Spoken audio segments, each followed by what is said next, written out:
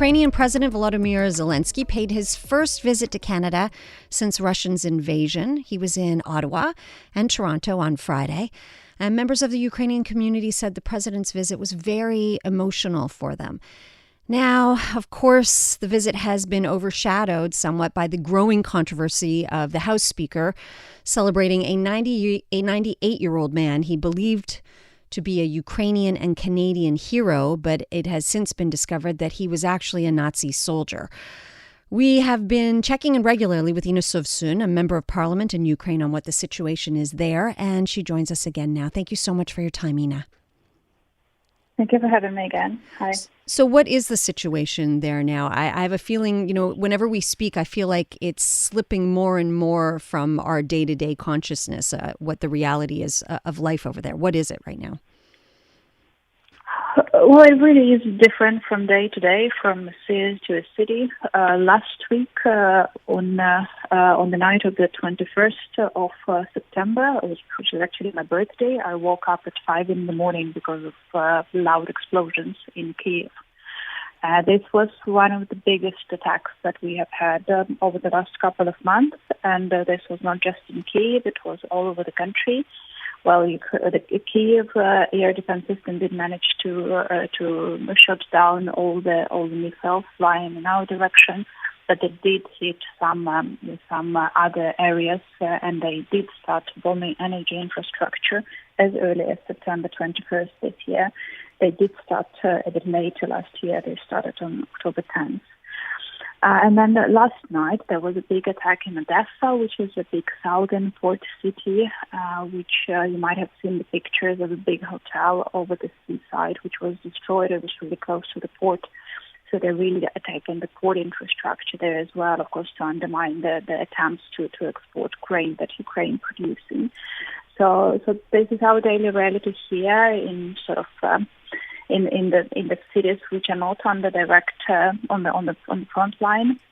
But then, of course, there is a situation on the front line which is even more difficult, with a very slow progress of the Ukrainian counteroffensive taking place in the south, and somewhat around the city of Bakhmut on the east. But of course, it's slow, but it is what it is, given the circumstances for us today.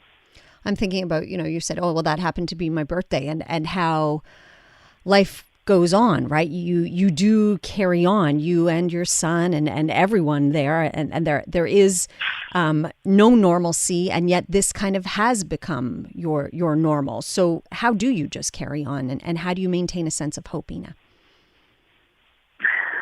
Well, I don't think we have a choice here, but I will say that this is emotionally, mentally, very difficult situation. It is something that I would say all people in Ukraine have started to feel, this feeling of exhaustion, this feeling that it has basically taken almost 2 years of our lives, of this intense war. And yes, life goes on, but it's not the life that we planned for ourselves. It's not the life that we wanted to live through. It's just something that Putin chose for us. And of course, there is this feeling that this is not how I wanted my life to go. And of course, this is the feeling that on any birthday in any country, but particularly in the situation here in Ukraine, yes, you do start feeling that this is not how it is supposed to be, but this is how we have to go on because we really don't have a choice. Yeah, you have to just keep putting one foot in front of the other and carrying on. In light of President Zelensky's visit here, our government announced $650 million in military assistance for Ukraine to come over the next few years.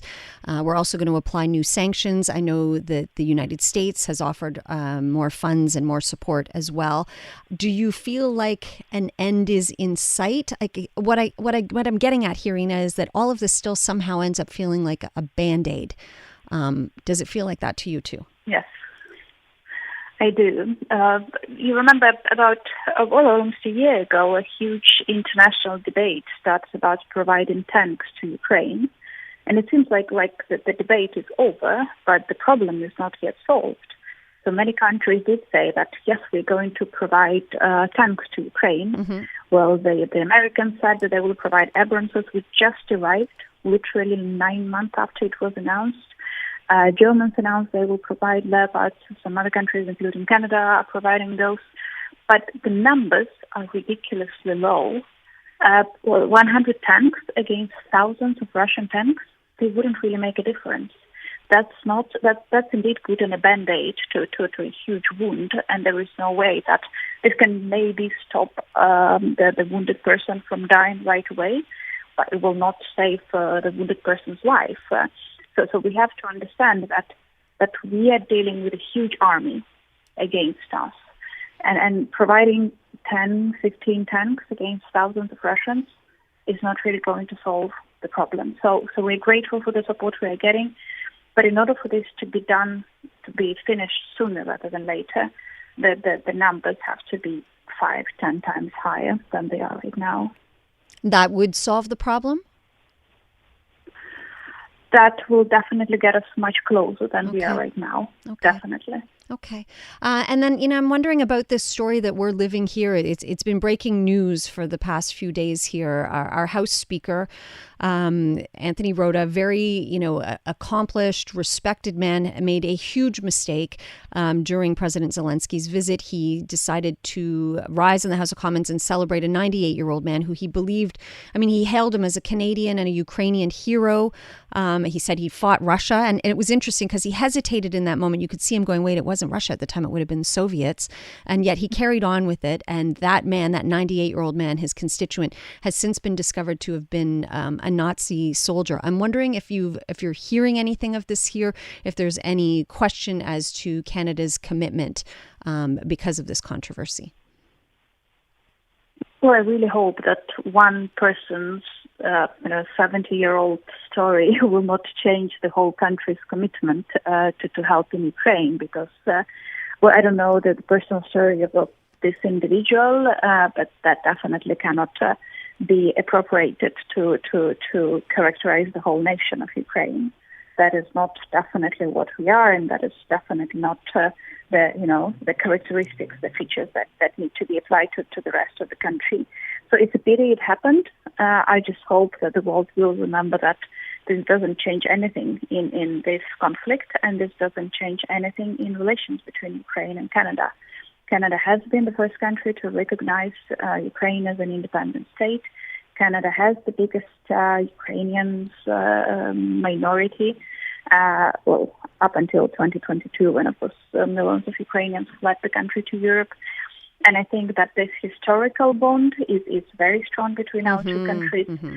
And one unfortunate story just cannot undermine the years of making this history together. And what about Russia taking advantage of this gaffe? Well, they will take advantage of anything. Yes. But what we need to remember is that the real Nazis of today are the Russians. They have kidnapped thousands of Ukrainian children. Thousands of Ukrainian civilians are living in Russian camps for over 18 months now.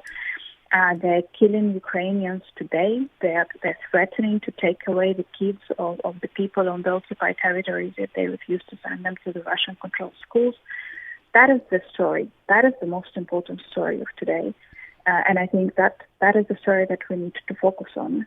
There is nothing else in the history 70 years ago in the history of an individual person that can in any way undermine the reality of the story that we are living through today. And this is a story of a clear victim, which is Ukraine, and then a clear aggressive state, which is Russia. That is what we should be focusing on. Okay. And Ina, I'll just end by asking why I always like to see how your son is doing. How is he?